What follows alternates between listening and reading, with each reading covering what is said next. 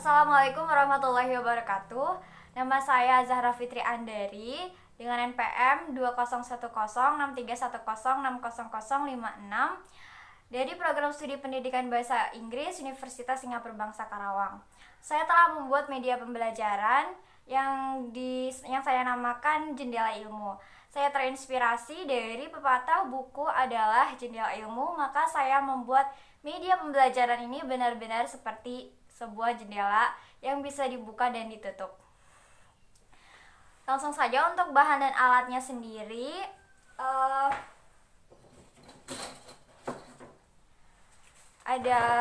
Untuk alat ada solatif, kemudian ada gunting, ada penggaris seperti biasa.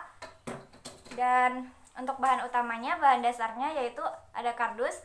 Mohon maaf, ini hanya contoh saja karena prototipenya sudah dibuat. Kemudian tentu saja karton yang berwarna-warni. Nah, ini adalah hasil dari media pembelajaran yang telah saya buat. Benar-benar berbentuk seperti jendela menurut saya. Nah, jadi di sini di bagian depan ada judul. Di sini adalah judul mata kuliah yaitu perkembangan peserta didik. Mohon maaf karena kameranya mirror. Kemudian apabila kita buka, nah seperti ini, terlihat ada beberapa tulisan dan ada gambar. Ada beberapa tulisan dan ada gambar. Nah, di sini adalah subbab-subbabnya. Mohon maaf, maksud saya bab-babnya. Di sini ada bab kebutuhan remaja, bab pertumbuhan fisik, kemudian bab penyesuaian remaja dan perkembangan afektif. Ada 4 bab yang akan saya review pada video kali ini.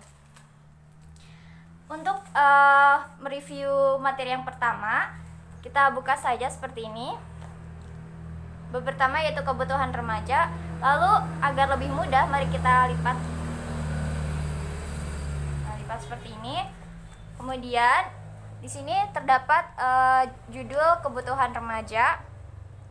Lalu di sini ada gambar berupa gambar ilustrasi agar lebih menarik tentunya. Kemudian kalau kita buka seperti ini, maka akan terlihat materi-materi yang berisi poin-poin mengenai bab kebutuhan remaja ini. Mari kita review.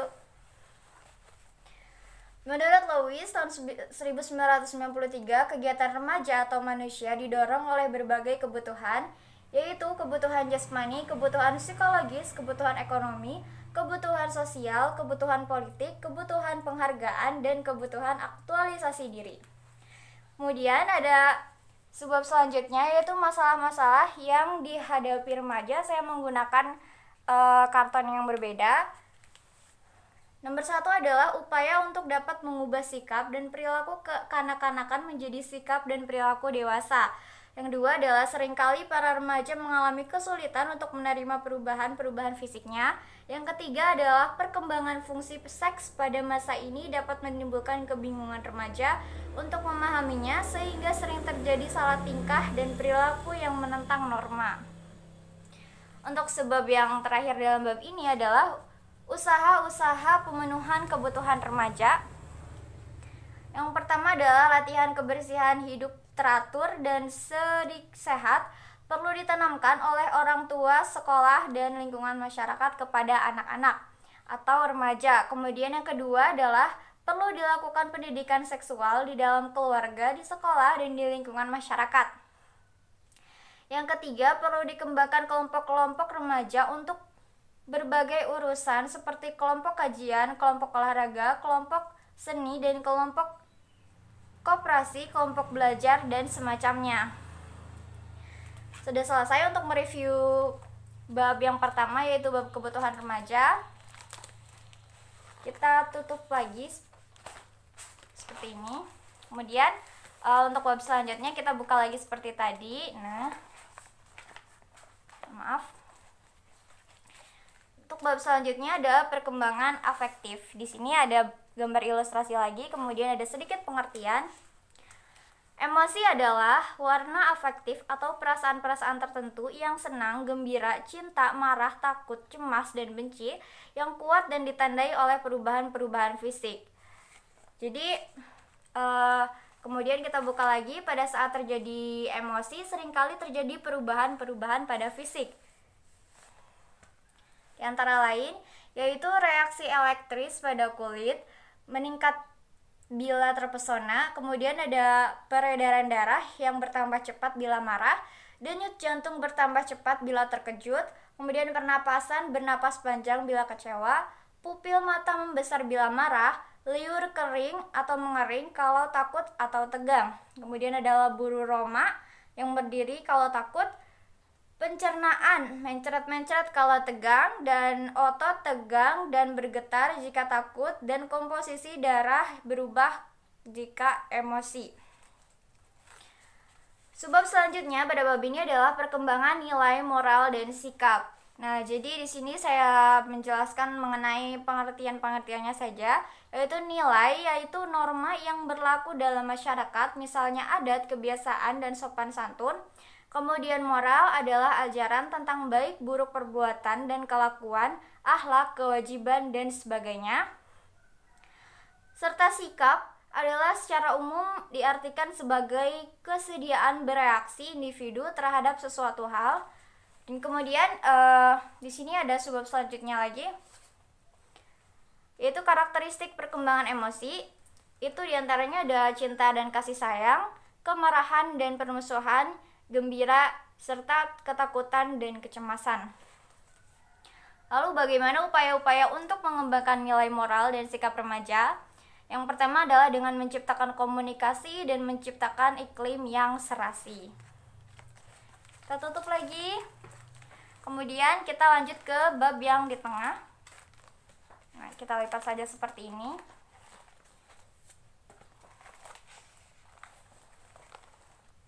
Di tengahnya terdapat dua bab lagi, yang di pembagiannya yang di atas dan di bawah. Yang di atas yaitu ada pertumbuhan fisik. Ya, pada pertumbuhan fisik saya akan mereviewnya kembali sedikit. Dan di sini juga ada gambar ilustrasinya seperti biasa dalam setiap bab. Pertumbuhan fisik adalah perubahan-perubahan fisik yang terjadi dan merupakan gejala primer dalam pertumbuhan remaja.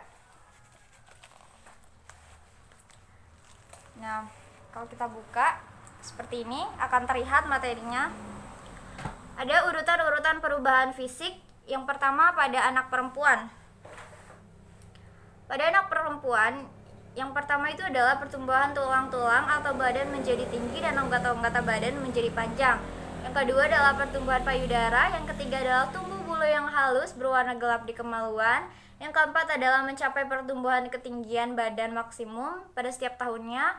Bulu kemaluan menjadi keriting, menstruasi atau haid, tumbuh bulu-bulu ketiak, dan ya sebagainya. Kemudian pada anak laki-laki ada pertumbuhan tulang-tulang, pertumbuhan testis atau buah pelir membesar, tumbuh bulu kemaluan yang halus, lurus dan berwarna gelap, awal perubahan suara, kemudian ada ejakulasi atau keluarnya air mani, bulu kemaluan menjadi keriting, pertumbuhan tinggi badan mencapai tingkat maksimum setiap tahunnya, tumbuh rambut-rambut halus di wajah seperti kumis dan jenggot, tumbuh bulu ketiak, akhir perubahan suara, rambut-rambut di wajah bertambah tebal dan gelap. Nah, kemudian pada subbab selanjutnya di bab ini adalah kondisi-kondisi yang mempengaruhi pertumbuhan fisik, yakni diantaranya adalah pengaruh keluarga, ada pengaruh gizi, gangguan emosional, jenis kelamin, kesehatan, dan pengaruh bentuk tubuh. Di sini juga ada beberapa gambar ilustrasi di tengah-tengah. Kemudian tidak lupa yaitu upaya remaja dalam proses pertumbuhan fisik, yakni adalah dengan melakukan kegiatan bernilai positif seperti olahraga, pramuka, seni dapat memupuk pertumbuhan fisik remaja. Dengan demikian, pengembangan program kelompok remaja ke arah kegiatan yang bernilai positif oleh para tokoh masyarakat dan sekolah merupakan upaya untuk membantu para remaja dalam pertumbuhan fisik mereka. Setelah itu, di sini ada beberapa gambar ilustrasi. Setelah itu, kita lanjut pada subbab selanjutnya, yakni mengenai penyesuaian diri remaja. Terlihat yang di bawah. Di sini ada gambar ilustrasi lagi. Kemudian di sini ada pengertiannya. Penyesuaian berarti adaptasi. Penyesuaian diri juga dapat diartikan sebagai konformitas dan juga penyelesaian dapat diartikan sebagai penguasaan. Kemampuan untuk membuat rencana dan mengorganisasi respon-respon sedemikian rupa sehingga bisa mengatasi segala macam konflik, kesulitan, dan frustasi-frustasi secara efisien. Nah, kita buka lagi. Kemudian di sini ada karakteristik penyesuaian diri. Itu ada penyesuaian diri secara positif dan ada penyesuaian diri secara negatif. Nah, di sini agak dempet ya.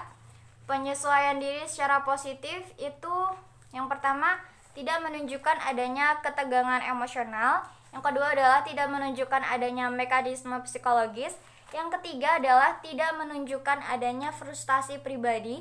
Yang keempat adalah memiliki pertimbangan rasional dan penghargaan diri. Kemudian di sini ada penyesuaian secara negatif atau yang salah, itu adalah reaksi bertahan atau defense reaction. Yang kedua adalah reaksi menyerang atau aggressive reaction. Yang ketiga adalah reaksi melarikan diri atau escape reaction. Kemudian ada implikasi proses penyesuaian diri pada remaja terhadap penyelenggaraan pendidikan, yaitu sekolah mempunyai pengaruh yang besar terhadap perkembangan jiwa remaja dalam kaitannya dengan pendidikan. Peranan sekolah pada hakikatnya sama dengan peranan keluarga. Jadi itu merupakan implikasinya. Kemudian tidak lupa lagi setiap bab ada upaya-upaya yang dapat dilakukan untuk memperlancar proses penyesuaian diri remaja khususnya di lingkungan sekolah. Yang pertama adalah menciptakan situasi sekolah yang dapat menimbulkan betah. Yang kedua adalah menciptakan suasana belajar mengajar yang menyenangkan bagi anak atau remaja. Kemudian ada usaha memahami anak didik secara menyeluruh, menggunakan metode dan alat mengajar yang menimbulkan gairah belajar. Yang kelima adalah menggunakan prosedur evaluasi yang dapat memperbesar motivasi belajar. Nah, begitulah review materi dan presentasi mengenai media pembelajaran yang telah saya buat ini. Nah, gini, apabila dilihat secara keseluruhan, nah, apabila dilihat keseluruhan seperti ini dan apabila dibuka semua seperti ini. Nah, jadi ini nanti akan memudahkan kita untuk mereview dan memetakan setiap pelajaran dari setiap bab yang dapat kita hubungkan satu sama lain, sehingga kita bisa mengerti secara menyeluruh dalam belajar. Ini kalau sudah kita tutup lagi. Mungkin cukup sekian dari saya. Terima kasih telah menonton. Wassalamualaikum warahmatullahi wabarakatuh. Semoga bermanfaat.